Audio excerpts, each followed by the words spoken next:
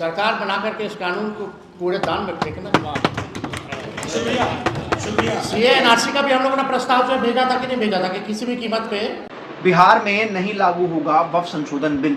जी हाँ, ये ऐलान किया है आरजेडी के नेता तेजस्वी यादव ने। जी हाँ, अब बड़ा सवाल ये है कि जो बिल संसद से पास हो गया है, लोकसभा से, राज्यसभा से, तो बिहार में कैसे लागू नहीं होगा। ऐसा तेजस्वी यादव के पास कौन सा प्लान है कि तेजस्वी यादव बिहार में वक्फ संशोधन बिल लागू नहीं होने देंगे। जी हाँ, तेजस्वी यादव ने कल पटना में वक्फ संशोधन बिल को लेकर एक बड़ी प्रेस कॉन्फ्रेंस को संबोधित किया। आप सभी लोग जानते हैं कि वक्फ संशोधन बिल इस समय का सबसे हॉट मुद्दा है, जिस पर तमाम तरह की राजनीति चल रही है। भाजपा और भाजपा के साथी दल वक्फ संशोधन बिल को कहीं ना कहीं मुसलमानों का हितैषी बता रहे हैं, मुसलमानों के पक्ष में बता रहे हैं, तो वहीं विपक्षी दल जो हैं वो वक्फ संशोधन बिल को मुसलमानों की ज़मीनें हथियाने वाला बता रहे हैं। तेजस्वी यादव ने जब प्रेस कॉन्फ्रेंस की तो उन्होंने कहा कि चिराग पासवान अपने पिता की बात भूल गए हैं। वो भूल गए हैं कि उनके पिता रामविलास पासवान कौन थे। रामविलास पासवान वो व्यक्ति थे जिन्होंने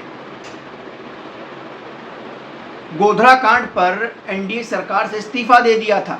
रामविलास पासवान वो व्यक्ति थे जिन्होंने मुस्लिम मुख्यमंत्री बनाने की बात कही थी, और आज वही चिराग पासवान भाजपा के साथ सत्ता के लालच में अपने पिता की बात की अवहेलना कर रहे हैं और मुसलमानों के खिलाफ वक्फ संशोधन बिल को समर्थन दे रहे हैं। तेजस्वी यादव ने नीतीश कुमार पर भी जमकर हमला बोला और कहा नीतीश कुमार को भी मुसलमानों का वोट मिलता आया है, लेकिन नीतीश कुमार ने मुसलमानों के साथ धोखा किया है। ऐसे में हम वक्फ संशोधन बिल को लागू नहीं होने देंगे। पत्रकारों ने ये सवाल पूछा कि कैसे लागू नहीं होने देंगे, तो तेजस्वी यादव ने जवाब दिया कि अपनी सरकार बनाकर हम वक्फ संशोधन बिल को कूड़ेदान में फेंक देंगे, जैसा कि हमने सीए के दौरान किया था।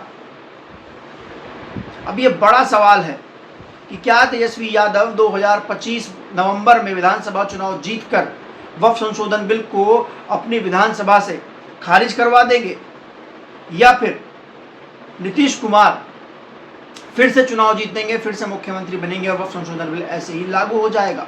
यह बड़ा सवाल है। लेकिन तेजस्वी यादव इस समय सड़कों पर उतरने की बात कर रहे हैं। उन्होंने कहा है कि हमारा मकसद है वक्फ संशोधन बिल को निरस्त कराना, फिर चाहे उसके लिए हमें सुप्रीम कोर्ट का साथ क्यों ना लेना पड़े, और या फिर हमको चुनाव जीतकर इस बिल को निरस्त क्यों ना करना पड़े, हम सारी लड़ाई लड़ने को तैयार हैं।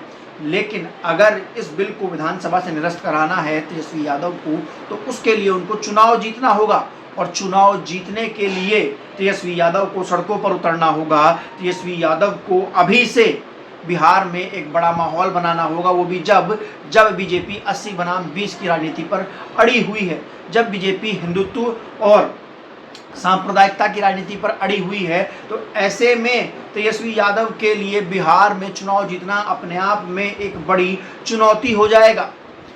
चिराग पासवान ने भी कहा कि आप बिल को लेकर सुप्रीम कोर्ट जा सकते हैं, लेकिन वक्फ बोर्ड गरीब मुसलमानों के साथ धोखा कर रहा था, अन्याय कर रहा था, और हमने इस बिल का समर्थन करके गरीब मुसलमानों का फायदा करने का काम किया है। हालांकि जब से वक्फ संशोधन बिल पर नीतीश कुमार ने समर्थन दिया है तो उनकी पार्टी में तो इस्तीफों की झड़ी लग गई है।